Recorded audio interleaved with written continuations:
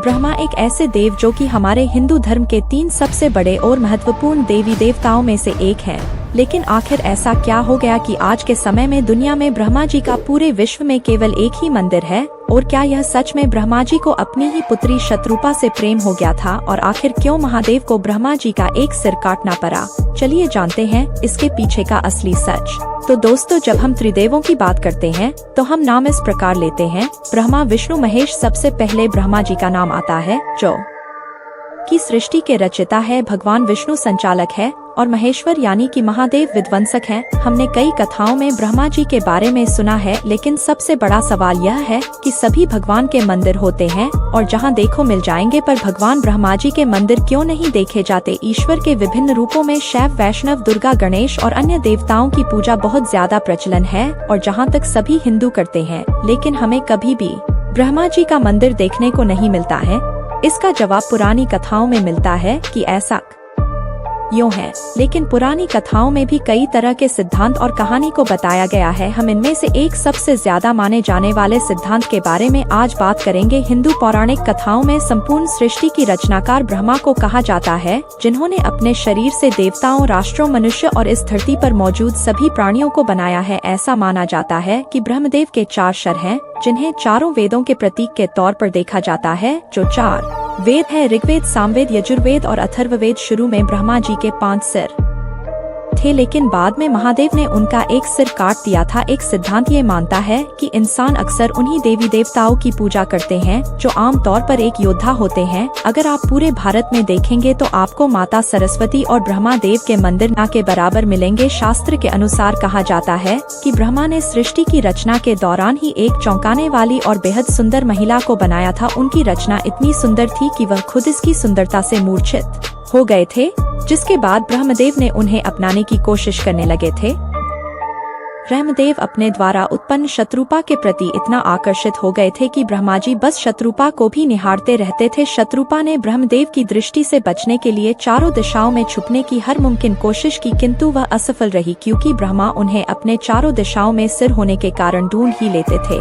यहाँ तक कि शत्रुपा के पास हजारों जानवरों के रूप में बदलने की भी शक्ति थी, जिसका प्रयोग करके शत्रुपा ने भी कई जानवरों के रूप में बदलने की कोशिश की, लेकिन हर बार ब्रह्मा उन्हें किसी न किसी तरह ढूंढ लेते थे और जानवर रूपी शत्रुपा को भी उन्होंने परेशान करना नहीं छोड़ा। और जब इस सब से वह थक गई तो शत्रुपा ने अपने आप को आकाश में छुपा लिया, जिसे ढूंढने के लिए ब्रह्मा जी ने अपना एक और शेर ऊपर की ओर भी विकसित कर लिया, जिससे शत्रुपा की हर कोशिश नाकाम हो गई। वहीं पर दूसरी तरह भगवान शिव ब्रह्मदेव के इस हरकत को देख रहे थे। शिव के दृष्टि में शत्रुपा ब्रह्मा की पुत्री समान थी, इसलिए उन्हें भी यह घोर पाप लगा। इससे क्रोधित होकर शिवजी ने ब्रह्मा जी का 5वां सिर काट दिया, जिससे उन्होंने अपनी बेटी को दूसरी दृष्टि से देखा था, ताकि शत्रुपा को ब्रह्मा जी की कुदृष्टि से बचाया जा सके। इसके अलावा ब्रह्मा जी को श्राप भी दिया कि उनका कोई भी मनुष्य पूजा पाठ नहीं करेगा। इसलिए आप देखते होंगे कि आज भी महादेव और विष्णु भगवान की पूजा का प्रचलन है, लेकिन ब्रह्मा जी के लिए ऐसा नहीं किया जाता है। धर्म के बुनियादी सिद्धांतों के अनुसार लोलुपता, वासना, लालच, भोग आदि के इच्छाओं को मोक्ष प्राप्ति का प्रोडक्ट माना गया है। इस तरह का काम करके ब्रह्मा जी ने पूरे मानव जाति के समक्ष एक अनैतिक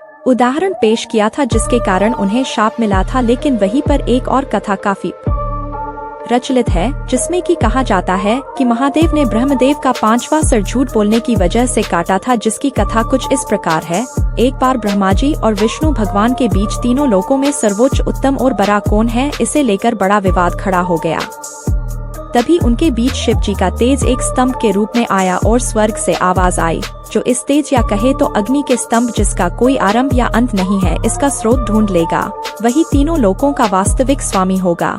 जिसके बाद विष्णु जी ने एक सुअर का रूप लिया और स्तंभ नीचे की ओर गए, ताकि स्तंभ के निचले हिस्से को खोज सके, जबकि ब्रह्मा जी ने एक हंस का रूप धारण किया और आकाश की ओर स्तंभ के ऊपरी शुरुआत को ढूंढने निकल गए। घंटे वर्षों में बदल गए और दोनों में से किसी को स्तंभ का कोई अंत नहीं मिला। थककर और पराजित होकर विष्णु ने कार्य की असंभवता को स्वीकार किया, अपनी सीमाओं की विनम्र स्वीकृति दी। लेकिन हार मानने को तैयार न होते हुए ब्रह्मा ने ऊपर से आती हुई केतकी फूल की मदद ली। भगवान ब्रह्मा ने एक केतकी फूल को ऊपर से गिरते हुए देखा और उन्होंने फूल को भगवान ब्रह्मा के लिए बाद में गवाही देने के लिए गवाह बनने के लिए कहा। वह अग्नि स्तंभ के शिखर को खोजने का दावा करते हुए लौटे। फूल ने उनकी बताई कहानी की झूठी पुष्टि की और बताई कि ब्रह्मा ने स्तंभ का अंत या कहे तो शुरुआत ढूंढ लिया है। इस झूठ से शिव क्रोधित हो गए और वे दोनों भगवानों के सामने अपने असली रूप में प्रकट हो गए। अब क्रोधित होकर शिव ने ब्रह्मा के छलपूर्ण कार्य को भगवान के दर्जे के अयोग्य घोषित कर दिया। वहीं पर ब्रह्मा का झूठ सत्य के सार का अपमान था जिससे देवता कायम रखते हैं। जिसके बाद ही भगवान शिव ने क्रोध में आकर ब्रह्मा का 5वां सिर काट दिया और उन्हें श्राप दिया कि उनकी भगवान के रूप में कोई मनुष्य पूजा भी नहीं किया करेगा। भगवान ब्रह्मा ने झूठ बोला था जिसके दंड स्वरूप भगवान शिव ने केतकी फूल को भी उनकी पूजा में इस्तेमाल न होने का श्राप दिया। यह बेईमानी का कार्य था जिसने शिव को ब्रह्मा के 5 सिरों में से एक सिर काटने के लिए मजबूर किया। तब से ब्रह्मा को उनके झूठ के दंड के रूप में मनुष्यों द्वारा कभी भी पूजा न किए जाने का श्राप दिया था। हालांकि फिर भी उनका एक मंदिर आज भी राजस्थान में स्थित है। वहीं पर यह कथा हमें इसी ओर इशारा करती है कि ब्रह्मदेव ने अनैतिक कार्य किया और सबके लिए गलत उदाहरण पेश किया, इसलिए महादेव ने यह कठिन कदम उठाया। इससे हम यह सबक मिलता है कि जब सृष्टि के रचयिता ब्रह्मा जी भी संसार के न्याय से नहीं बच पाए तो हम कैसे बच पाएंगे। इसलिए मनुष्य को सही राह पर चलने की कोशिश करनी चाहिए और सभी अनैतिक कार्यों से बचना चाहिए, क्योंकि जिसके पास हमें बनाने की शक्ति है उनके पास हमें नष्ट करने की भी शक्ति है। इस वीडियो में इतना ही। अब आपको अगला वीडियो किस टॉपिक पर चाहिए हमें कमेंट में जरूर बताएं। तब तक के लिए मिलते हैं अगले वीडियो में। नमस्कार और हर हर महादेव।